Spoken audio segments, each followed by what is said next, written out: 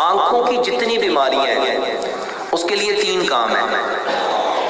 جتنی آنکھوں کی بیماریاں ہیں، کچھ بیماریاں ایسی ہیں کہ دنیا میں اس کا علاج ہی نہیں ہے. مثلا نائٹ ویژن، یہ جو رات کو لوگوں کو نظر آنا بند ہو جاتا ہے، دنیا میں اس کا علاج نہیں ہے. لیکن میرے بھائیو الحمدللہ ثم الحمدللہ میرے پاس کچھ مریض ایسے ہیں جو کہتے ہیں کہ ڈاکٹر صاحب ہمیں بھی رات کو نظر آنا شروع ہو گیا ہے. ایک ہے بھینگا پن، آنکھوں کا ٹیڑھا پن، بندہ بات ادھر کر رہا ہوتا ہے دیکھ ادھر رہا ہے. اور میرے بھائیو جس کی نظر کمزور ہو جاتی ہے، اتنا آسان علاج ہے، اتنا آسان علاج ہے. اور اس کو بتانے والے پیارے پیغمبر جناب محمد. آپ کو یاد ہے ایک جنگ میں حضرت علی رضی اللہ تعالیٰ عنہ کی آنکھیں خراب ہوئی تھی، تو نبی صلی اللہ علیہ وسلم نے آنکھوں میں کیا لگایا تھا؟ اپنا لعاب لگایا تھا. ایک صحابی کی آنکھ پہ تیر لگا تھا، ڈیلا ہی باہر آ گیا. نبی صلی اللہ علیہ وسلم نے اس کی آنکھ پہ کیا لگایا تھا؟ وہاں کوئی سرجری کی تھی. اچھا مجھے کچھ لوگ کہتے ہیں یار وہ تو نبی تھے، تو ان کا تو معجزہ تھا، یہ تو ان کے ساتھ منسوب ایک مخصوص تھی.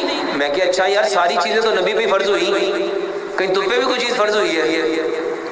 یعنی جو کام نبی نے کی ہمارے لیے وہ کیا ہے؟ سنت ہے.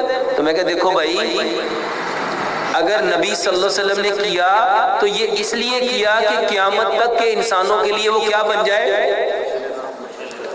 نمونہ بن جائے. تو میرے بھائیوں آنکھوں کی ساری بیماریوں کے لیے آپ کا سلائیوا ہے. اور آج پوری دنیا پیارے پیغمبر جناب محمد صلی اللہ علیہ وسلم کے اس طریقے پہ سلائیوا تھراپی سے علاج کر رہی ہے. سلائیوا تھراپی سے علاج کر رہی ہے. کیا کرنا ہے؟ 3 کام. سب سے پہلا کام سجدہ لمبا کرو.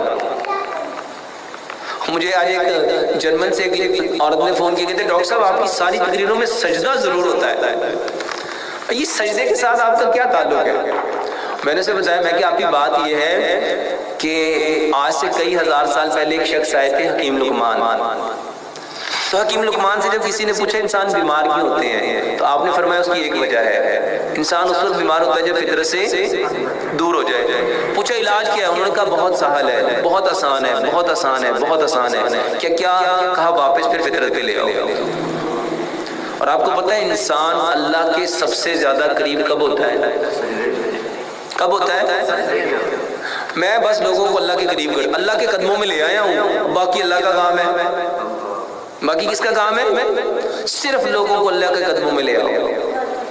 اور انسان سجدے کی حالت میں اپنے رب کے سب سے زیادہ قریب ہوتا ہے.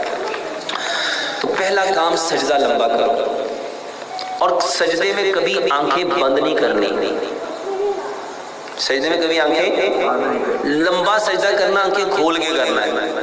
اور کوشش کرو کہ آنکھوں کو دھونا ہے. کس چیز سے؟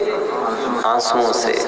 دیکھو جب آنسوؤں سے دھلیں گی نا تو میرے بھائیوں اندر کی گندگی نکلے گی، اندر کی گندگی نکلے گی. اچھا آنکھیں بچے کی خراب ہیں، باپ سجدے میں پڑھ کے خود روئے. آنکھیں اگر چھوٹے بچے کی خراب ہے تو کس کو رونا چاہیے؟ اس کے باپ کو رونا چاہیے کہ یقیناً یہ ہمارے کسی عمل کا یہ میں نے اس دن یوسف تیبی صاحب سے پوچھا کہ کیا واقعی یہ جو گناہ ہے یہ ہمارے ہاتھوں کی کمائی، یہ بیماری گناہوں کی وجہ سے ہے اور گناہ ہمارے ہاتھوں کی کمائی ہے؟ انہوں نے مجھے باقاعدہ کافی ساری آیتیں دکھائی کہ ڈاکٹر صاحب آپ صحیح کہتے ہیں، یہ ہمارے ہاتھوں کی کمائی ہے، صرف رونا ہے. پہلا کام کیا ہے؟ سجدہ کرنا ہے اور رونا ہے. دوسرا کام رات کو لازمی دانت صاف کرنے ہیں. کس نیت سے؟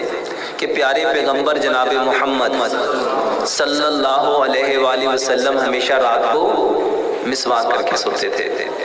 ہمارا معمول ہوگا، ہم اپنی عادت بنائیں گے. اور آج یہ عادت لوگوں میں ختم ہو گئی.